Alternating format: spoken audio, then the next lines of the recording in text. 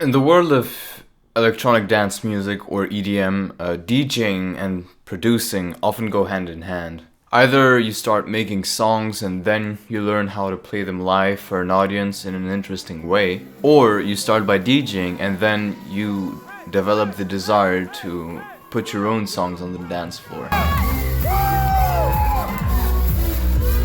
That's what I did.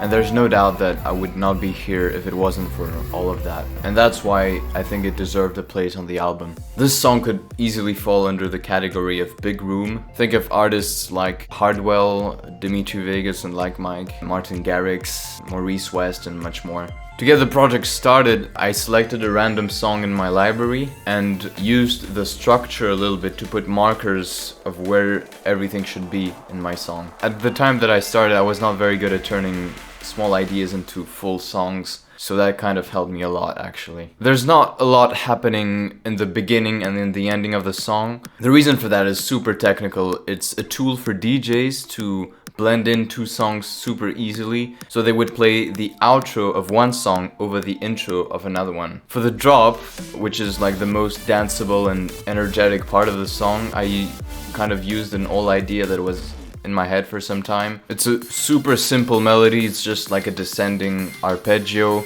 with kind of maybe cinematic Pirates of the Caribbean vibes. I used two sounds for the main melody, and then I thought about adding a very strong and aggressive bass. For the second drop I used the same melody, but just changed the rhythm a little bit and added 3 more basses, a clap, some organ. I used the audio technique called ducking to make sure that every time you hear a kick drum, the rest of the instruments make space for it by reducing their volume. The drops themselves sounded very tragic to me, very inevitable, kind of threatening. So I just went ahead and wrote some lyrics about a volcano explosion. When I was thinking that, I added some volcano explosion samples right before the second drop. And to lay under the lyrics, I created some kind of a groovy trap beat.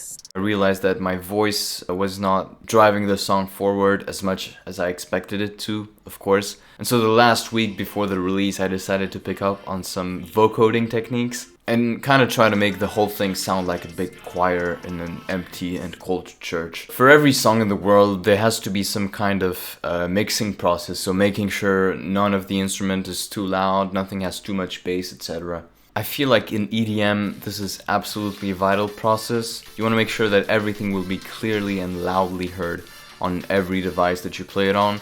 And you want to make sure that when you play this song after another song, it doesn't seem quieter or less interesting. In this genre of music, I feel like there's a lot of rules that you have to abide by. And this song was my attempt at ticking as many boxes as possible, basically. Thank you very much for listening to this song. Go listen to it again. Thank you for watching this video, and I'll see you in a week.